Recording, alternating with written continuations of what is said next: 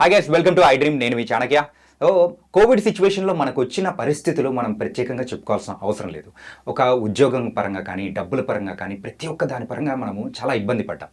Emergency టైంలో మనకు డబ్బులు ఇచ్చేవాళ్ళు కూడా దొరకకుండా ఉంటారు. కాకపోతే వాటి నుంచి నేర్చుకున్న పాఠాల ద్వారా ఎమర్జెన్సీ ఫండ్ అనేది కూడా మనం సేవింగ్స్ రూపంలో కానీ చేసుకుంటూ వెళితే మనకు చాలా మంచిది అని కూడా మనం అంటుంటాం. కాకపోతే ఆ ఎమర్జెన్సీ ఫండ్ని ఎలా రైజ్ చేసుకోవాలి, ఎక్కడ మనం ఇన్వెస్ట్మెంట్ చేసుకోవాలి అనే దాని గురించి ఇప్పుడు మనతో మాట్లాడడానికి ఉన్నారు పద్మజ గారు. సో వెల్త్ మేనేజర్, ఆవిడని అడిగి తెలుసుకుందాం. Hi ma'am. హాయ్ అండి. Welcome to I dream ma'am. Thank you for having me today. Ma'am, Covid సిచ్యువేషన్స్లో మనమైతే ఎంత ఇబ్బందులు పడ్డామో తెలుసు. మెయిన్గా హెల్త్ పరంగా అయితే, ఇంకొకటి ఫైనాన్షియల్ పరంగా ఇబ్బందులు పడ్డాం. సో అలాంటి సిచ్యువేషన్స్ ఫ్యూచర్లో రాకుండా ఉండాలంటే ఒక ఎమర్జెన్సీ ఫండ్ అనేది కూడా అవసరమని ప్రతి ఒక్కరు అనుకునే ఉంటారు. అయితే అలా ఎమర్జెన్సీ ఫండ్ అనేది మనము అలా ఇన్వెస్ట్మెంట్ కానీ ఇలా చేసుకుంటూ వెళ్ళాలంటే ఏం చేయాలి? మొదటగా ఎమర్జెన్సీ ఫండ్ అన్నది ఎందుకు ఉపయోగం అండ్ దాని యొక్క ఇంపార్టెన్స్ ఏంటి అన్నది ముందు చెప్తానండి. కోవిడ్ సిచ్యుయేషన్ మీరు రైట్గా చెప్పారు. లైక్ కోవిడ్ సిచ్యుయేషన్లో చాలామంది నా క్లయింట్స్ జాబ్ లాసెస్ అయిపోయారు. లైక్ ఇంట్లోనే ఒకళ్ళే ఇద్దరు హెల్త్ ఇష్యూస్ మూలంగా హాస్పిటలైజేషన్ అన్నది జరిగింది. సో అలాంటి సిచ్యుయేషన్లో వాళ్ళ ఇన్వెస్ట్మెంట్స్ అన్నీ ఆపేసి ఆఖరికి ప్రీమియమ్స్ కూడా కట్టుకోలేని పరిస్థితికి వచ్చారు. సో ఇలాంటి సందర్భాలు మనకి ఫ్యూచర్లో ఇబ్బంది పడకుండా కంటిన్యూ చేయాలి అంటే కనుక మనకు ఒక ఎమర్జెన్సీ ఫండ్ అన్నది, అంటే అత్యవసరమైన పరిస్థితుల్లో మనము ఈ ఫండ్ని యూజ్ చేస్తామన్నమాట.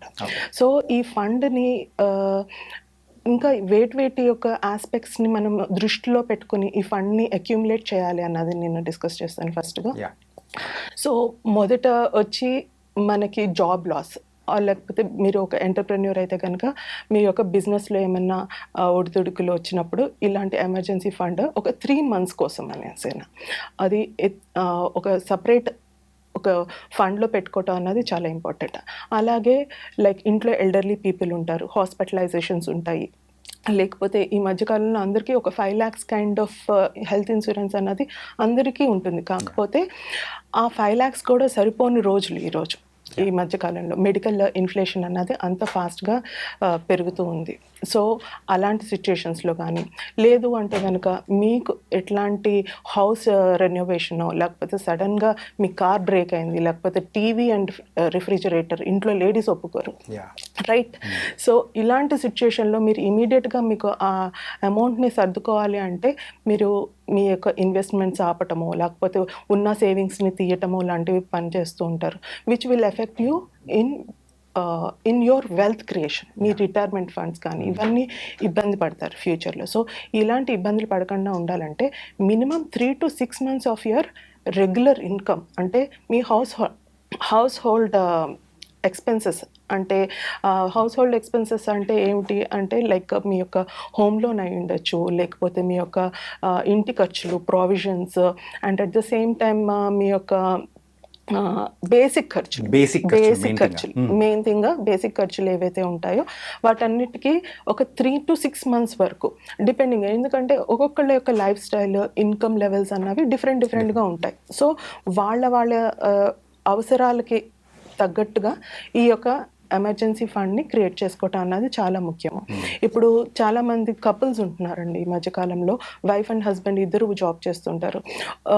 చాలాసార్లు నా క్లయింట్సే ఉన్నారు ఎవరైతే ఒక couple partner total house hold expenses అన్నిటి వాళ్ళు చూసుకుంటే ఒక పార్ట్నర్ యొక్క శాలరీ మొత్తం ఈఎంఐల కన్నా వెళ్తుంది.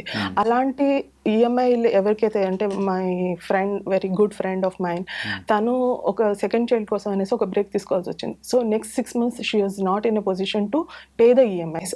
సో అలాంటి సిచ్యుయేషన్లో ఈ 6 monthsకి ఎంతైతే ఈఎంఐ రిక్వైర్మెంట్ ఉంటుందో అంత అమౌంట్ అన్నది మీరు సపరేట్గా ఒక ఎమర్జెన్సీ ఫండ్ అన్నది క్రియేట్ చేసుకోవాలి. So these are the kind of situations in which emergency fund అన్నది చాలా అవసరం అవుతుంది. ఈ ఎమర్జెన్సీ ఫండ్ని మనం ఎలా క్రియేట్ చేసుకోవాలి, మనం ఎక్కడ ఇన్వెస్ట్మెంట్ చేసుకుంటే బెటర్ అంటారు? ఓకే, సో ఇప్పుడు మనము ఎమర్జెన్సీ ఫండ్ అన్నది మనము అర్థం చేసుకున్నాము ఎలాంటి సిచ్యుయేషన్స్లో వాడతాము. అలాగే ఈ ఎమర్జెన్సీ ఫండ్ ఎక్కడ సేవ్ చేసుకుంటే మీకు అత్యధికంగా మీకు ఉపయోగపడుతుంది. సో, యూజువల్‌గా ఏంటండి ఎమర్జెన్సీ ఫండ్ అంటే లిక్విడ్‌గా ఉండాలి. Yeah. అంటే మనకి ఎప్పుడు కావాలనుకుంటే అప్పుడు మనం తీసి యూజ్ చేసుకునే విధంగా ఉండాలి. సో, చాలామంది ఏంటంటే సేవింగ్స్ అకౌంట్‌లో పెట్టేస్తూ ఉంటారు. Yeah. సేవింగ్స్ అకౌంట్‌లో పెట్టడం మూలంగా డిసడ్వాంటేజెస్ ఏంటంటే దానికి ఎక్కువ రిటర్న్ అన్నది రాదు. హార్డ్‌లీ 3%, 2% వస్తుంది. మ్యాక్స్ అంటే 5% అంతే. మ్యాక్స్ 5%. 5%. సో, అలాగ కాకుండా మనకి ఎఫ్‌డీలో వేసుకోవచ్చు. అట్‌లీస్ట్ 6-7% వస్తుంది. లేదు అంటే మ్యూచువల్ ఫండ్స్‌లోనే ఒక separate liquid plus kind of mutual funds అన్నవి సెపరేట్‌గా ఉన్నాయి. వేర్ 7-8% వరకు కూడా మీకు రిటర్న్స్ వచ్చే అవకాశం ఉంది. ఇది లిక్విడిటీ పరంగా చూసుకుంటే కనుక మీకు ఎప్పుడైనా లిక్విడేట్ చేసుకోవచ్చు. దీనికి ఎగ్జిట్ లోడ్స్ లేవు. అండ్ ఎప్పుడైనా మీరు కావాలనుకున్నప్పుడు ఇందులో నుంచి మీరు కావాల్సినంత అమౌంటే తీసుకోవచ్చు. Okay. There is no need. Like FD అనుకోండి, మీరు టోటల్ 5 lakhs వేస్తే 5 lakhs లిక్విడేట్ చేయాలి. కానీ ఇందులో అలా కాదు. మీకు ఎంత అవసరం ఉందో అంతవరకే మీరు లిక్విడేట్ చేసుకోవచ్చు అండ్ ఆ ఫండ్ కంటిన్యూ అవుతుంటుంది. Okay. So that is the best kind of thing. Yeah, okay.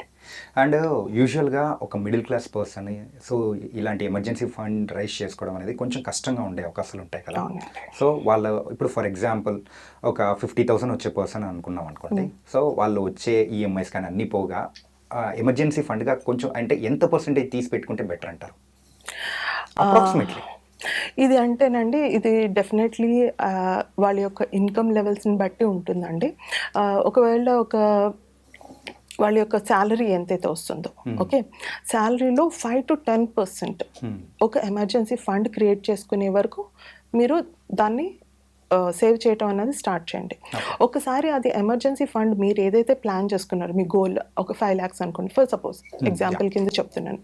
So 5 lakhs కూడబెట్టుకునేంత వరకు అది మేజర్గా first thing you have to invest in. After that మీ యొక్క రిటైర్మెంట్ కోసం, మీ చిల్డ్రన్ ఎడ్యుకేషన్ కోసం మిగతా వాటిని ప్లాన్ చేసుకోవచ్చు. ఇది ఒక ఎమర్జెన్సీ ఫండ్ ఒకసారి క్రియేట్ అయిపోయిన తర్వాత ఫర్దర్గా మనం దాన్ని డిస్టర్బ్ చేసే అవసరమే ఉండదు. ఎలాంటి అత్యవసర పరిస్థితిలో వచ్చినప్పుడే దాన్ని బ్రేక్ చేయటం అన్నది జరుగుతుంది. అదర్వైజ్ అది అలాగే కంటిన్యూ అవుతుంది. అంటే ఇప్పుడు ఈ ఎమర్జెన్సీ ఫండ్ ఏ ఏజ్ గ్రూప్ వాళ్ళైనా క్రియేట్ చేసుకుంటూ వెళ్ళిపోతే బెటర్ అంటారా? నన్ను అడిగితే కనుక ఎంగేజ్ అంటే 20 years అండ్ 25-30 పీపుల్కి అయితే కనుక ఒక 4-5 lakhs అంటే వాళ్ళకి అవసరాలు అంటే లైక్ రేపొద్దున వాళ్ళ మ్యారేజ్ కోసం అయి ఉండొచ్చు. That is also an emergency, right? So అట్లాంటి కైండ్ ఆఫ్ సిచ్యుయేషన్స్లో కూడా వాళ్ళు యూజ్ చేసుకోవచ్చు. సో వాళ్ళకి ఏదైతే రిక్వైర్మెంట్ ఉందో అలా ప్లాన్ చేసుకుని చేసుకోవచ్చు. అండ్ వయసు పెరుగుతున్న కొద్దీ 30-40 వచ్చేసరికి దీన్ని డబల్ చేసుకుంటూ వెళ్ళాలని నేను అనుకుంటాను. ఎందుకంటే ఆ టైంకి బాధ్యతలు కూడా పెరుగుతూ ఉంటాయి. పిల్లలు వస్తూ ఉంటారు. లైక్ వాళ్ళని హైయర్ ఎడ్యుకేషన్ ఏఎంబీఏ బిజినెస్ స్కూల్లోనే జాయిన్ చేయాలి అంటే కనుక మీకు తెలుసు these days what is the cost of it. So అలాంటి వాటి కోసం మీరు డబల్ చేసుకుంటూ వెళ్ళండి. So that is the only best way we can save our self. అంటే మినిమం ఒక 500తో మనం అంటే మంత్లీ ఒక 500 తీస్తూ వెళ్ళిపోతున్నా కానీ అలా పెంచుకుంటూ డెఫినెట్లీ అండి, డెఫినెట్లీ ఇయర్లీ కూడా మీరు శాలరీ ఎలాగో పెరుగుతుంది, అలాగే మన యొక్క ఈ యొక్క ఇన్వెస్ట్మెంట్ని కూడా స్లోగా స్టెప్ అప్ లాగా కూడా మీరు పెంచుకుంటూ ఆ యొక్క గోల్ని మీరు అచీవ్ చేయొచ్చు. It was very nice ma'am. ఏంటంటే ఆ కోవిడ్ సిచ్యువేషన్ తర్వాత నుంచి ప్రతి ఒక్కరి మైండ్ సెట్ అనేది కంప్లీట్ మారిపోయింది. ఆ ఎమర్జెన్సీ ఫండ్ అనేది ఎంత ఇంపార్టెంట్ అనేది కూడా మీరు చాలా చక్కగా చెప్పేశారు అనమాట. థ్యాంక్ యూ అండి. Thank you so much. Thank you అండి. సో గైస్, మనకు ఎమర్జెన్సీ ఫండ్ అనేది ఎంత ఇంపార్టెంటో, మరి దానివల్ల దాన్ని ఎక్కడ ఇన్వెస్ట్మెంట్ చేస్తే బాగుంటుందో కూడా మన ఇక్కడ మరి వెల్త్ మేనేజర్ అయిన పద్మజ గారు చాలా చక్కగా వివరించారు. సో ఇదైతే యంగ్ ఏజ్ నుంచి మీరు స్టార్ట్ చేశారంటే మాత్రం చాలా చక్కటి ఫలితాలు అయితే ఉంటాయంటున్నారు. సో మరో ఇంటర్వ్యూతో మళ్ళీ కలుద్దాం. అంతవరకు take care. This is your Chanakya. See you.